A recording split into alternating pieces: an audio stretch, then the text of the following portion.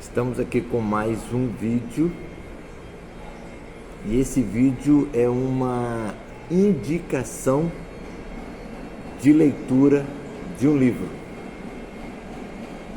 Quem me conhece sabe que eu amo ler. Quem já me conhece há muito tempo sabe que é um dos meus hobbies, uma das minhas paixões é ler. E esse hábito vem comigo desde quando eu estudei logo nos meus primeiros anos. Eu fiz a primeira à quarta série, eu sempre li, desde os primeiros gibis até então, e isso já vai para mais de 50 anos. E com a vida cristã, a Bíblia já lida 35 vezes e centenas de livros bons. E nesta manhã eu estou com um livro sensacional, O Oleiro e Sua Obra. Já comentei sobre esse livro, é do meu pastor Maurício Soares Afonso. É a minha segunda leitura desse livro. Peguei ele ontem à noite, todo rabiscado, ele todo, e quero nesse vídeo trazer o último capítulo. Fiz alguns posts no meu story dele, de alguns versículos, de algumas ênfases aí, mas eu quero trazer este último capítulo. Veja, depois ouça. Este é o último capítulo e eu gostaria que você prestasse atenção e que você pedisse esse livro, que você entrasse em contato comigo, visse uma maneira de esse livro chegar até as suas mãos, porque vale a pena ler esse livro, que é O Oleiro e Sua Obra. Fora que o material é muito bonito. E vamos lá. Veja, depois ouça. Já estamos caminhando para o final e gostaria que considerássemos mais uma vez o que Deus disse a Jeremias: levanta-te, desce à casa do oleiro e lá farei ouvir as minhas palavras. Jeremias 18:2. O profeta desce até a olaria, vê o oleiro trabalhando e depois a palavra de Deus vem a ele. Deus usou do recurso de mostrar, antes de trazer a ele, uma palavra profética. Foi assim desde o início. Se não, veja, é Jeremias 1:11. Ainda veio a minha palavra do Senhor dizendo: que é que vês, Jeremias? E eu disse: vejo uma vara de amendoeira. Jeremias 1:13. E veio a mim a palavra do Senhor pela segunda vez dizendo: que é que vês? E eu disse: vejo uma panela a ferver cuja face está para o lado do norte. Jeremias 13, versículo 7. E fui ao Eufrates e cavei e tomei o cinto do lugar onde o havia escondido, e eis que o cinto tinha apodrecido e para nada prestava. Jeremias 18, 5 e 6. Então veio a mim a palavra do Senhor dizendo: não poderei eu fazer de vós como fez este oleiro, ó casa de Israel, diz o Senhor. Eis que como o barro na mão do oleiro, assim sois vós na minha mão, ó casa de Israel. Jeremias 19:1.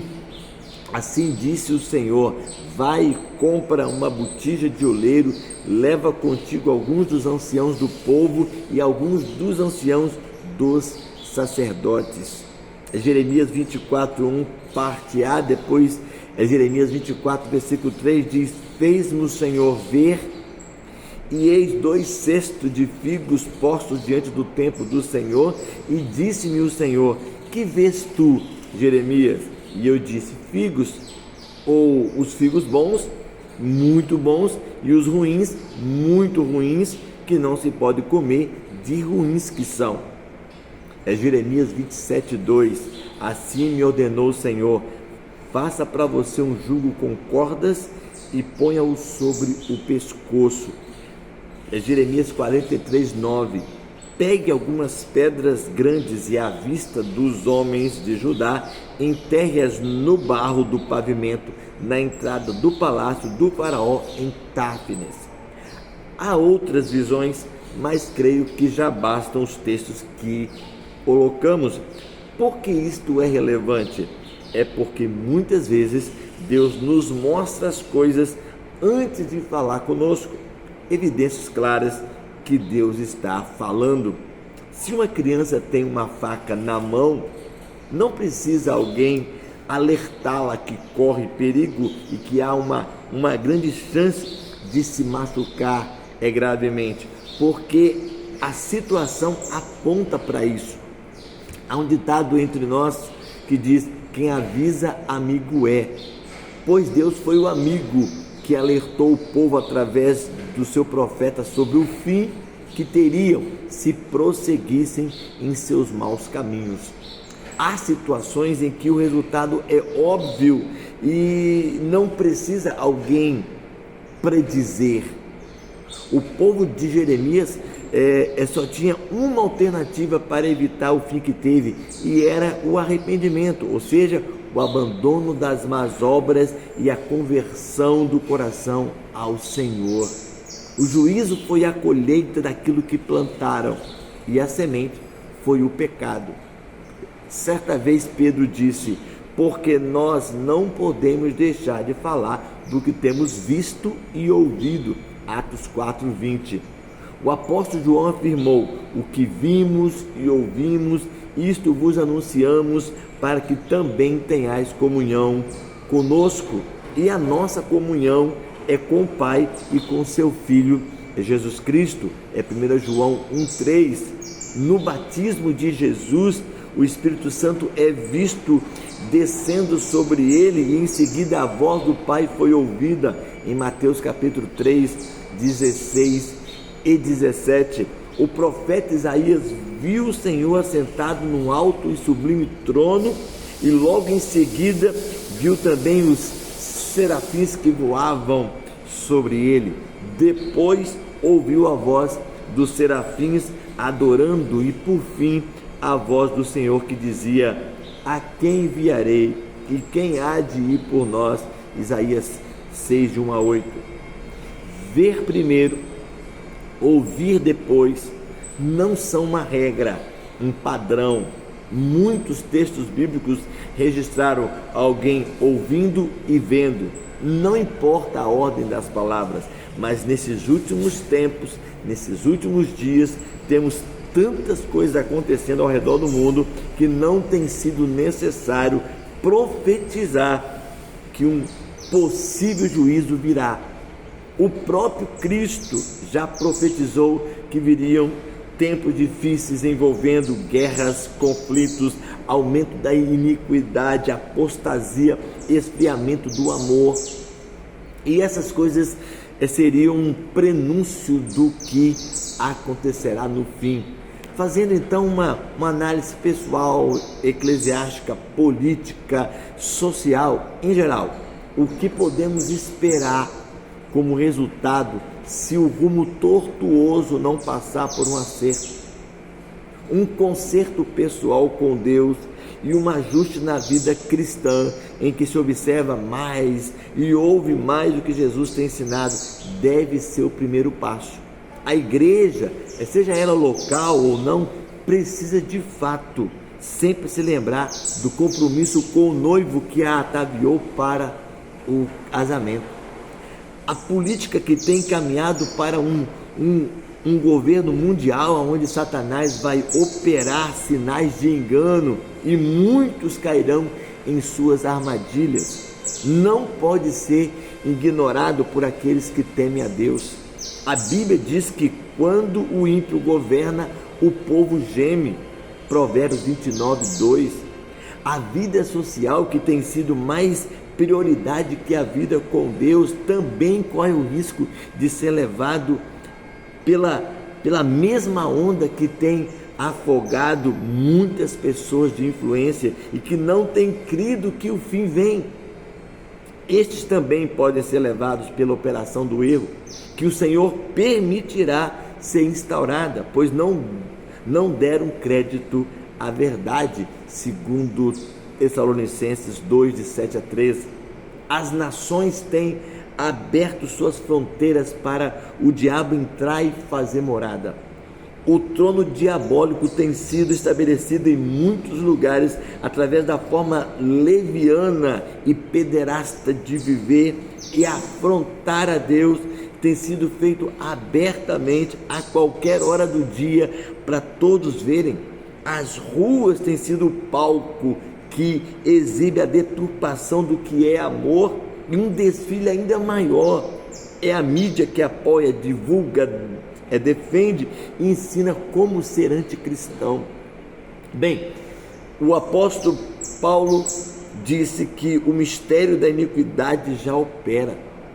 Os tempos que inauguram o início do fim trazem consigo toda sorte de pecado, que modernamente é chamado de liberdade, e os agentes são pessoas que recusaram olhar para Cristo, que o chama à conversão, mas olham para o Cristo que os apoia e não lhes exige mudança alguma de vida. Veja o que o apóstolo João escreveu e que Jesus lhe disse: continue o injusto a praticar a injustiça, continue o imundo na imundícia, continue o justo a praticar a justiça e continue o santo a santificar-se. E eis que venho em breve. A minha recompensa está comigo e eu a retribuirei a cada um de acordo com o que fez. Apocalipse 22, 11 e 12. O Evangelho tem sido pregado ao redor do mundo e cada dia é acrescentado à igreja aqueles que serão salvos. Sem dúvida, é um tempo de firmarmos em Cristo, em sua palavra, e depois de vencermos tudo, permanecermos firmes. Efésios 6,13. Direcionando agora mais para uma questão pessoal, o que você tem visto e que nunca imaginava ver? O que te escandaliza?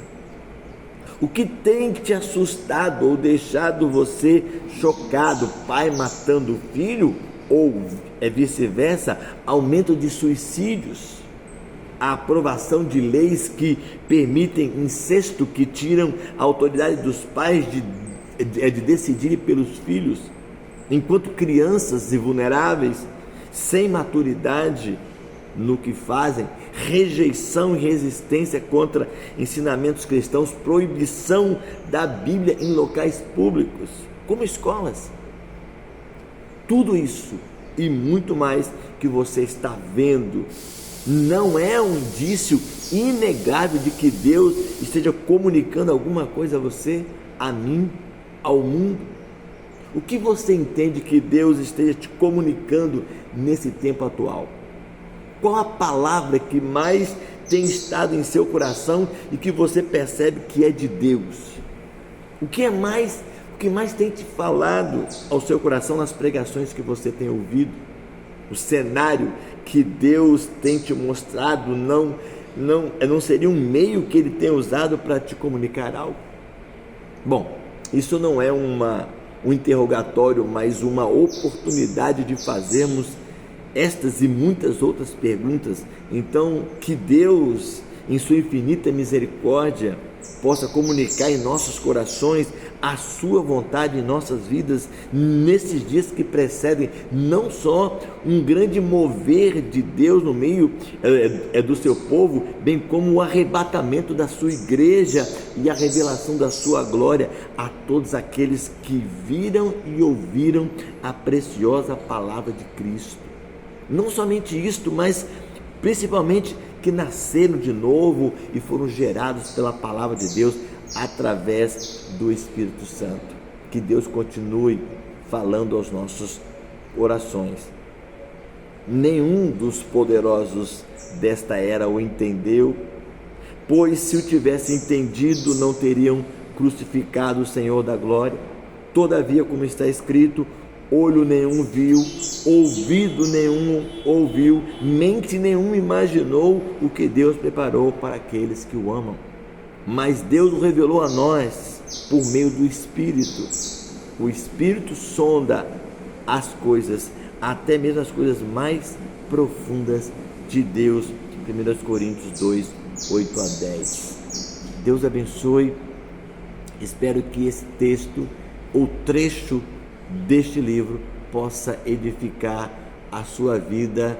Seja o vaso na mão do olheiro maleável, que possa quebrar-se nas mãos dele e que com certeza ele vai refazer a sua vida para o propósito, para a glória dele.